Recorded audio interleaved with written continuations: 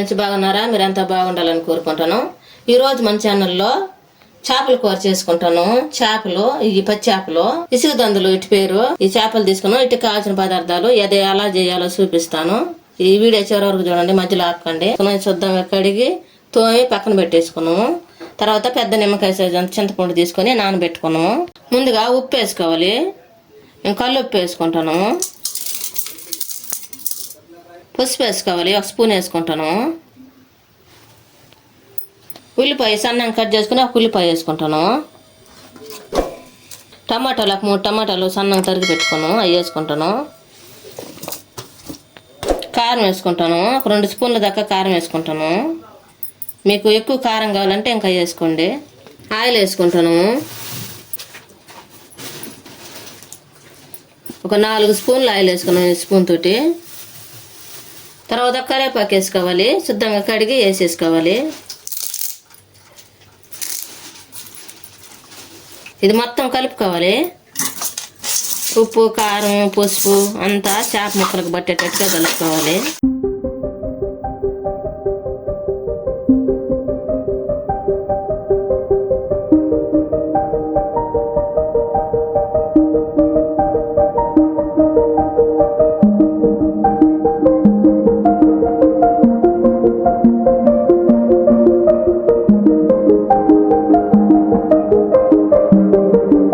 చింతపండు బాగా కలిపి రసం తీసుకున్నాము.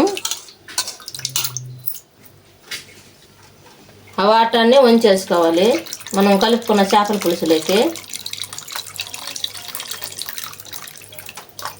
దీంట్లో ఉన్న పులుసు ఏమి రాకుండా, పొట్టు ఏమి రాకుండా ఈ విధంగా చెయ్యి అడ్డం పెట్టుకొని వంచేసుకోవాలి.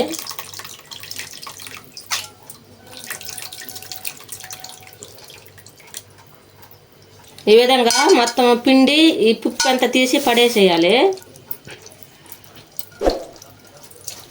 ఈ విధంగా మొత్తం చింతపండు రసం తీసుకున్న తర్వాత ఈ విధంగా మొత్తం కలిపేసుకోవాలి. బాగా కలిపిన తర్వాత మూత వేసుకోవాలి. ఇప్పుడు స్టవ్ వెలిగించుకొని స్టవ్ మీద పెట్టి ఉడికించుకోవాలి.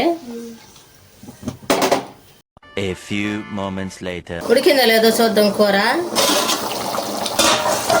ఈ విధంగా బాగా ఉడికిన తర్వాత 2-3 పొంగులు వచ్చిన తర్వాత తెల్లగడ్డ దంచి చేసుకోవాలి. ఈ విధంగా దంచేసుకోవాలి. ఇప్పుడు మూత పెట్టి ఉడికించుకోవాలి. పక్కన స్టవ్ వెలిగించుకొని ఒక బాండ్లు పెట్టుకొని ముందుగా మెంతులు వేసుకోవాలి. తర్వాత ఆవాలు వేసుకోవాలి. 1 స్పూను ఆవాలు, 1/2 స్పూను మెంతులు వేసుకున్నాము. మెంతులు ఎక్కువ వేసినామంటే చేదుగా ఉంటుంది, అందుకే కొంచెం వేసుకున్నాము. ఇవి బాగా దూరగా వేపుకోవాలి. ఈ విధంగా చిటాపట అంటూ ఉంటాయి వేగేటప్పుడు. ఇప్పుడు స్టవ్ ఆఫ్ వేసుకొని దించేసుకోవాలి.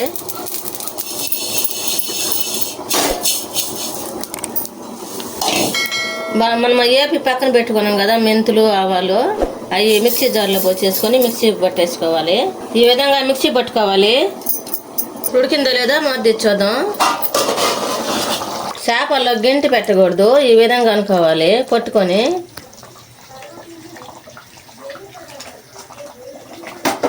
ఇంకా ఈ వాటర్ అంతా ఇనికిపోవాలి. ఇప్పుడు మళ్ళీ మూత చూద్దాం.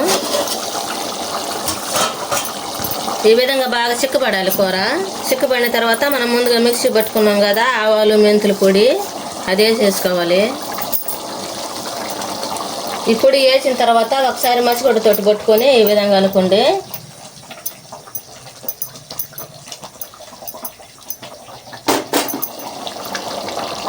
ఇప్పుడు స్టవ్ ఆఫ్ వేసుకున్నాము. ఇప్పుడు దించేసుకుంటాము. ఎంతో టేస్టీగా ఉండే ఇసుక దందుల కూర రెడీ అయింది. మీరు కూడా మీ ఇంట్లో చేసుకుని ఎలా ఉందమ్మా కామెంట్లో పెట్టండి. లైక్, షేర్ చేయండి, సబ్స్క్రైబ్ చేసుకోండి. పక్కన ఉన్న గంట కొట్టండి.